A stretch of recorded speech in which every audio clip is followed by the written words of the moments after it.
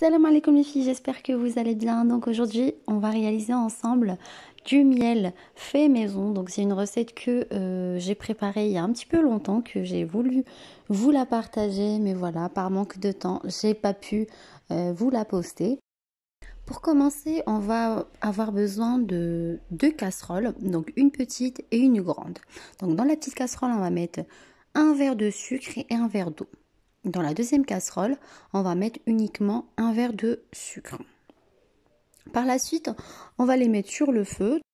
La première où on a mis l'eau et le sucre, on va la mettre à bouillir. Et la deuxième, celle où il n'y a que du sucre, on va la laisser fondre jusqu'à ce qu'on obtienne un caramel.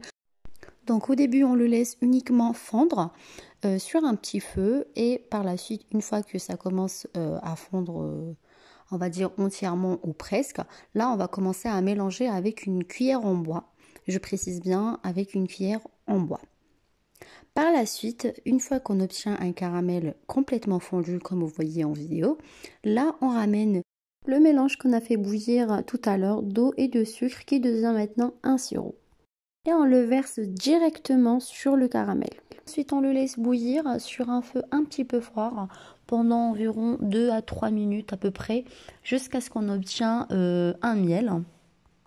Donc ici, les filles, vous laissez le mélange sur le feu environ, comme je vous ai dit, 2-3 minutes.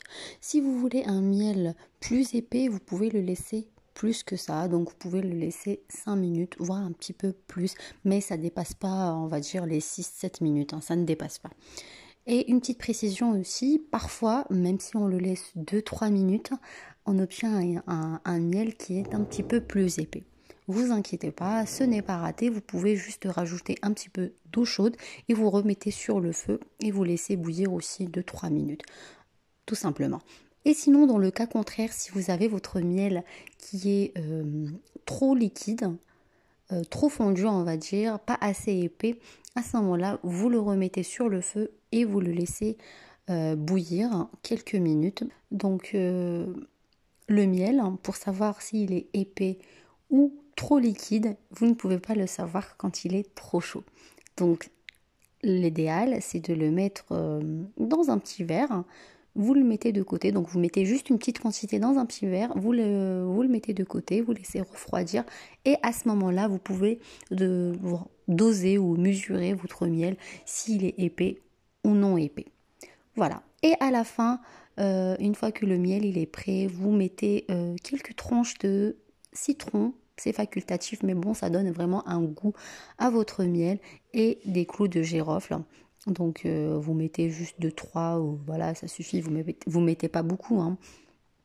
Et ça aussi, ça reste facultatif, mais ça donne vraiment un goût à votre miel et voilà, ça donne un arôme, voilà.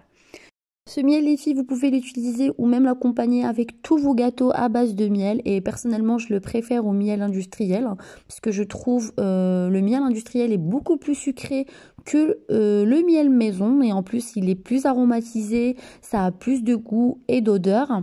Tandis que l'autre, ils sont beaucoup plus le sucre.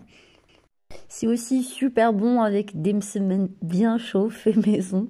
Sur ça les filles, je vous dis prenez soin de vous et à bientôt Inch'Allah pour de nouvelles recettes. N'oubliez pas de vous abonner si vous ne l'avez pas encore fait et de me laisser un petit pouce bleu.